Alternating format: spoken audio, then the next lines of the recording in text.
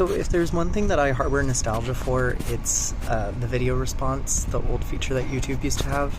So I'm gonna try to bring that reality back by responding to a video by Tiffany Ferguson about Millennial Optimism. This isn't meant as a takedown or anything. I like Tiffany's work and I generally liked this video. It just gave me a couple thoughts that I wanted to voice and respond with, so that is what I'm doing here. The thing that really made me think was this little bit, and I don't know if this was something that Tiffany made or if it was something that she found, but it was an edit of the Portlandia sketch, The Dream of the 90s. And the original is The Dream of the 90s is Alive in Portland. It's this little song that Fred Armisen and Carrie Brownstein sing. It's the first ever sketch of the show. But it was edited to say, The Dream of the 2010s is alive in Brooklyn. And I just thought that was really interesting because, Portlandia, if you don't know, is a sketch show. It started in 2011. And so, Portlandia was a part of this sort of hipster millennial optimism of the 2010s. And so the idea of this sketch is that this 2010s sort of scene counterculture was itself the dream of the 90s. So for it to be the dream of the 2010s is alive in Brooklyn, because she's talking about nostalgia for the 2010s today in 2025, was just strange to me because this era was already kind of a callback. So I wanted to dig into that and what these dreams of the 90s in different places and in different aspects of American life were. So in the Portlandia sketch, it's specifically this kind of northwestern grunge scene. Carrie Brownstein, who's one of the stars of the show, was in Sleater-Kinney, which was part of the Riot Girl movement in the Northwest. So when they're talking about the dream of the 90s, they're talking about grunge counterculture. Sleep Till 11, the tattoo ink never runs dry, all the hot girls wear glasses. This was the 90s counterculture, and they're saying that it's left LA where the characters both live, but it's alive in Portland. This is a bit different when we're talking about New York. So Tiffany in the video talks a lot about Brooklyn and the kind of BuzzFeed Brooklyn hip mustache, all of this that was happening there, this sort of media thing.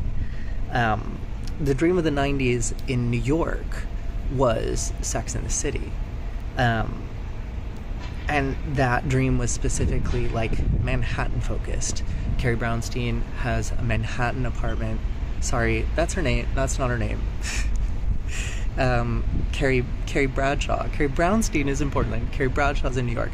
Carrie Bradshaw has a Manhattan East Side apartment. She wears high fashion, but she's still a party girl. She is still kind of a Sleep Till 11. She writes a little lifestyle Sex in the City column for a magazine or newspaper. I haven't watched Sex in the City, but I'm close friends with a lot of people that have. So, it's not this grunge scene. It's this I can be a New York fashion party girl, and still a little bit intellectual.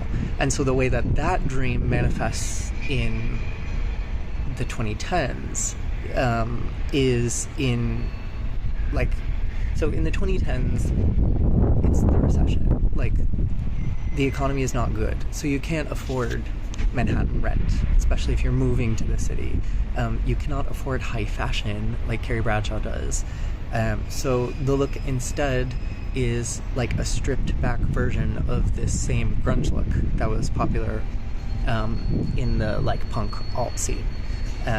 Instead of that high fashion, and instead of being in Brooklyn, or instead of being in Manhattan, you're in Brooklyn because the rent is cheaper. And instead of working for a magazine and writing a column, I don't know if it's a magazine or newspaper, whatever, instead of like a print publication, you're writing for BuzzFeed. You're writing your BuzzFeed listicles. So like in the same way that Portlandia is this like alt-girl Northwest dream. It's not alt-girls only, but you know what I mean.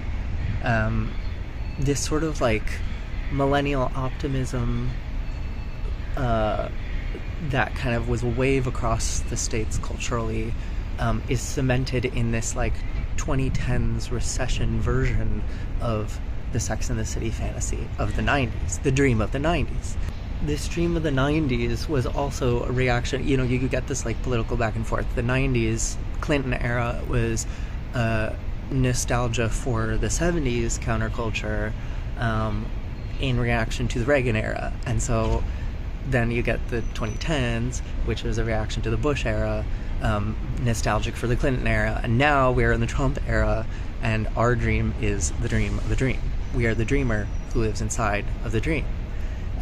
But this dream was never universal. And I think this is something that like Tiffany like pokes at but doesn't really get into, which is that like this sort of like Brooklyn hipster vibe was not universal across America. It was specifically a scene. And there's a video from one of the BuzzFeed people that she plays where like in her little testimony it's so evident that this was like the scene. This was the crew of people that were living in Williamsburg and Dumbo and working for these new tech platforms. And like, so this was just like an influential kind of like web savvy hip scene that like infected everyone and became kind of the cultural imaginary, the optimistic goal of the generation. And like in my case, she talks about Girls, which I never watched, but Broad City, which I watched a lot. And I watched Broad City a lot, especially when I was graduating college in 2017 and trying to move to New York. And I was filling out all of these job applications to all these different organizations in New York. And between every application, I would watch an episode of Broad City because I was like, if these two girls can make it happen in New York, then for sure I can make it happen. Because in Broad City, they're portraying this sort of like fantasy of like sleep till 11, the tattoo ink never runs dry, all the cool girls wear glasses. Like, it's just this sort of like effortless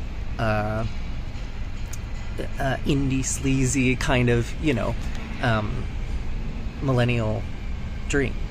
And so I was like, okay, if these girls can do that without like trying, I'm gonna try really hard and I'll make it. But it was that inspired me to like keep going. But of course this scene was not like felt by everyone, and it wasn't the truth for everyone, and it wasn't experienced the same way as everyone.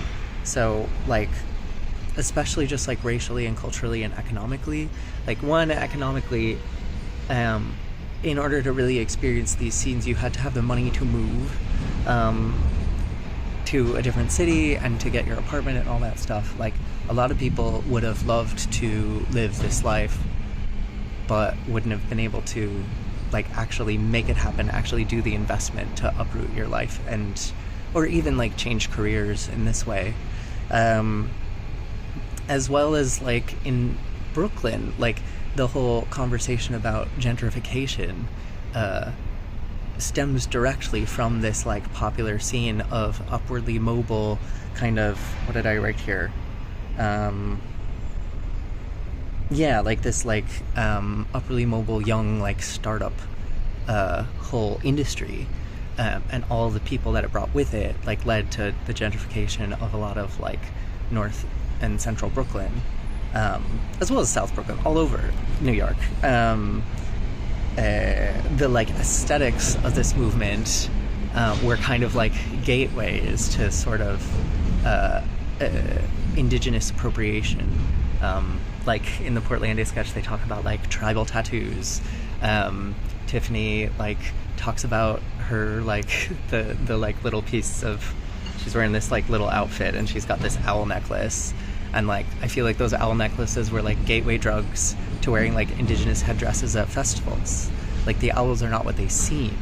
And like thinking about like Portland, Oregon was founded as like a white ethno state, and that's like not directly related, but like when you look at Portlandia and the whiteness of that show, and how this whole scene is portrayed in all these scenes, the like histories of oppression that undergird everything in America are not really acknowledged or brought to the fore, and that is an issue just in terms of not portraying a full picture of what America is, but also in that like it just is evidence that how exclusionary racially these sorts of scenes were.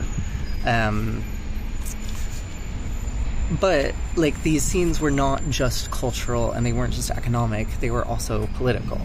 So like in the Portlandia sketch, they're like, Carrie and Fred are just like talking about how amazing it is, and Carrie's like, it's like Gore won and the Bush administration never happened.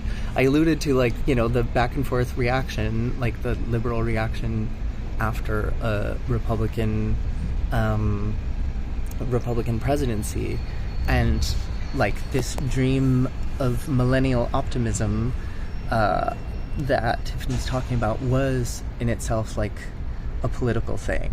And like she talks about Obama being kind of like the hope and change candidate, and I think like Obama really was the source of the optimism. Like it was a recession, economic things were quite bad, the war on terror was still going on, but Obama and the movement that surrounded him just like was emblematic of this idea that we could, as Tiffany says, like that our generation could be the ones to fight the power and to change things. But that dream, and especially like within the Obama administration, what it was itself a dream of the 90s in the form of the West Wing.